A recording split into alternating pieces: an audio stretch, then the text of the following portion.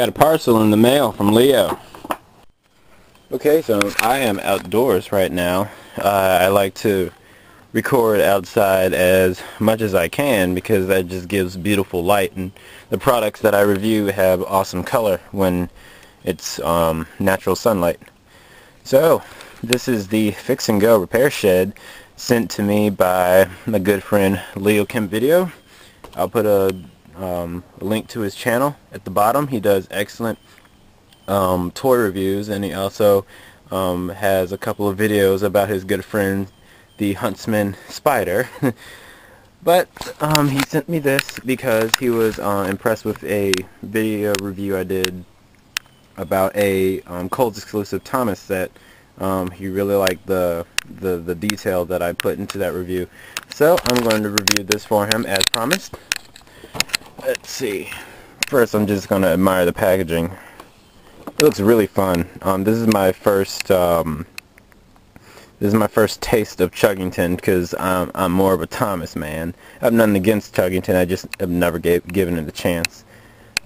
Made by Learning Curve, so it's the same company as Thomas. So it's definitely not going to be a feud with the company, at least Die-cast. I love to see that. That means this guy's made of metal. His name is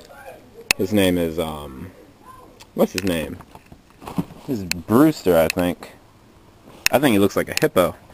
But that's cool. Lights and sound, I can't wait. Okay, that means I'm probably going to have to get batteries later. Yeah, really fun looking. And there's the trains down there on this side of the box. It gives you the contents, which is pretty cool. And create and design your own die-cast world. The website right there. Okay, on the back is still the product. Adult assembly required. Okay, that's good to know. And it gives you different things that you can do with this playset. Okay, and the other side, this is what I was waiting for, the advertisement for the other products in the line. Okay, looks like there's a carrying case in the shape of Wilson that can carry his friends inside of him right there. That loopy-loop looks fun. And a roundhouse. Okay. There's the bottom. And there's the top. I do admire the see-through window so you can see the character you're getting. So let's open them up. Alright. Interesting. Okay.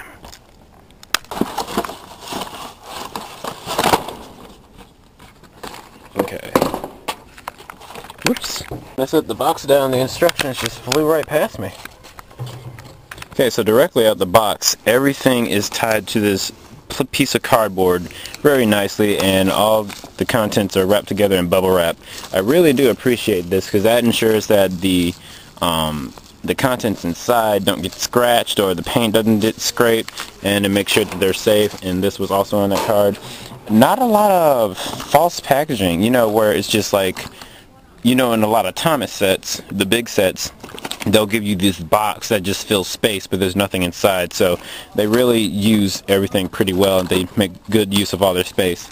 And I really like that display that they have Brewster inside. So looks like these are all twist ties. I won't bore you with untwisting them. I'll just simply take my cutting knife and just cut them right up. Okay, so these are all the contents that are included in this set. So let's look at the instructions and start building. See a nice picture of what the final product's going to look like. Okay, that's everything that's included. Some of these parts are already assembled, like I know this yellow fence looking thing is already assembled right there. That was already assembled and packaged. So just be on the lookout for that if you're going to follow. It's not an entire book, it's just one giant pamphlet. So I guess that's very, very easy for assembly. Okay. Yeah, let's get it put together. Parents, if you're ever building one of these sets for your kids, do note that each piece is given a number and letter combination, but they're not labeled as such in the content description. What you got to do is take the actual piece and flip it upside down on the bottom and look for the number and letter combination. See, this piece is A3 if the camera can focus right there. And this piece right here, for example, on the side says A5. I really don't know if you can see that in this bright yellow. And then right here it's A4, so that's just telling you where everything connects, I suppose. So just be on the lookout for that. Two things that I do also want to make you aware about is that in the instructions, it doesn't suggest that this support piece goes right here. There's a slot for it and everything, and you can see it in the photo of the actual product. But in the instructions, it doesn't make it clear. I mean, you can see where it's indented, but I didn't notice it at first. And then also, this piece I have in my hand, I guess it's a leather for a action feature we're going to see later. It goes right there, and I need to take it apart and put it on, but just so you know, it doesn't mention it. So the assembly of the Fix and Go repair shed is finished. It didn't take very long at all once I figured out how the connectors work, how they have sometimes double female-male connectors or double male and female connectors, which I think is pretty smart. It keeps it nice and secure. So let's talk about Brewster. He is a very, very nice looking train. The bulk of him is metal, and the paint detailing is very, very nice. Like the eyes and the mouth and the hippo snout. And he has the fail reel. Really, really nice looking train. Very nice little detailing right there. I guess that's the Chuggington insignia or something. It's really cool. Very nice texture, and he has 4 wheels, which is really cool. And I'm really digging the connecting system. Like, I know this is a ball right here, but there's a socket in the back, and the socket is actually spring-loaded. So I really wish I had more trains to connect to this guy, because I really want to see how this performance is. It's something I'm not used to in Thomas. With Thomas, I'm used to magnets.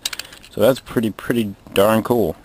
For the playset itself, it's small, doesn't take up much room, so that's really cool, and it has a lot going on. Lots of detail, even detailing in pieces that you don't really get to see much because it's covered by the track, which I really like.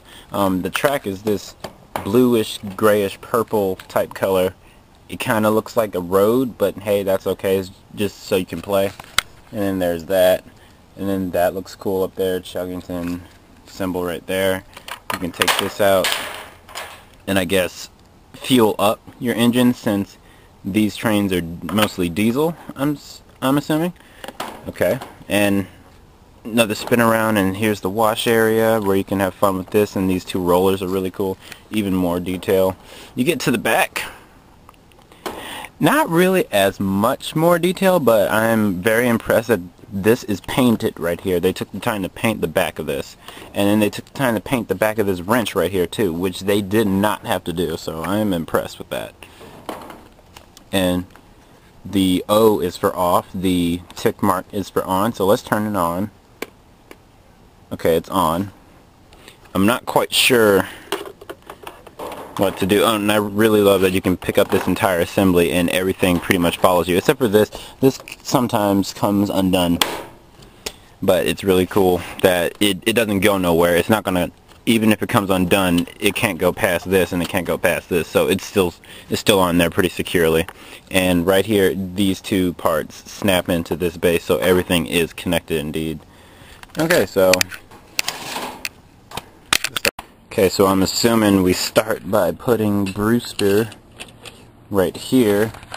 I don't know what this does, but he's in this shed looking thing, and this moves. Oh wow.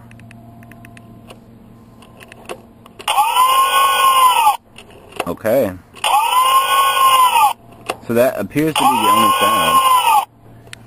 For the first time it was impressive. I'll give it that. But that seems to be the only sound. It does light up. What I really like is that on the inside it looks like there's lamps, and on the top those are what light up the lamps.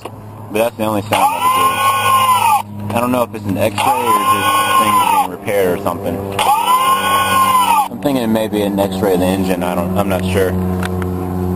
Okay, so we're done with that. So I guess we let them roll. Now we get stuck, huh? Okay, maybe he needed a little bit more force, because nothing pushes him on the other side. This is the only thing that moves. So push him, and he gets stuck around that corner. Okay. Oh wow.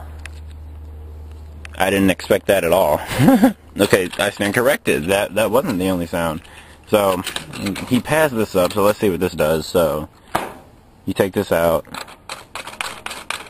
and pretend you fuel him up. Oh yeah, and you pull this lever to tilt him over. Okay, I'm totally impressed. That's really cool. Yeah, kids are gonna have a ball with this. And then after he's turned over, you like do things to his wheels or something like that. What I noticed about this piece before is that every time you cock it back really fast, you can actually let go, and the force will actually flip the train over sometimes. So that's really interesting. And then as he comes down here, I assume, oh, the sound didn't happen. Maybe this has to be reset right there. So let's try it out. Yep. That's exactly it. And you move this back and forth. And when you move this back and forth, the rotating washing machine things, that's how they spin. And then I guess when he's ready, he just exits like this. Overall, I am quite impressed with this set. It indeed surprised me. I figured since this assembly right here is the only part that you put batteries in, that this building right here would be the only thing that does lights and sound. And on the contrary, somehow the designers of this toy figured out a way for this section right here and this section right here to also trigger noises. So let's find out how that happened. It turns out I was half right. All the sounds do come from this base, but it is a very interesting chain reaction of how it's executed. Where this lever right here, turn it on. This lever right here does one thing, but then these two buttons right here are what trigger the other sounds.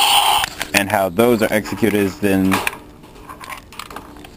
when when the lever pushes this thing down, this will rub up against this button. And then back here, I'll just bring it closer. When this lever is all the way cocked back, pushing in on the button, nothing happens, but once it goes forward and releases on the button, it makes a sound. See? So that is really, really cool. I'm looking on Google, and in the United States, this set is sold for around $18 to $25, which I'd say is a pretty fair price for this set. There's a lot of interactivity, at least 3 sounds, which is very, very nice for 3 different destinations.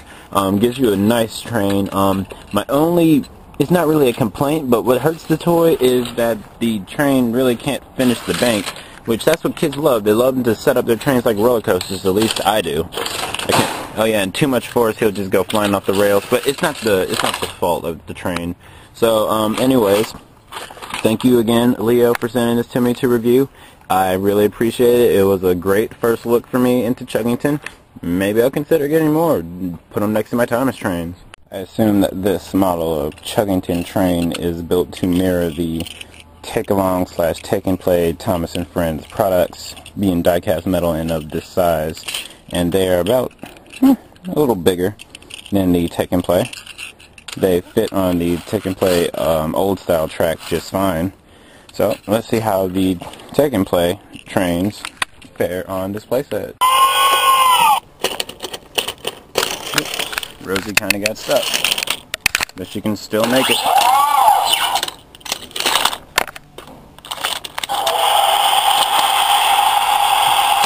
That a girl.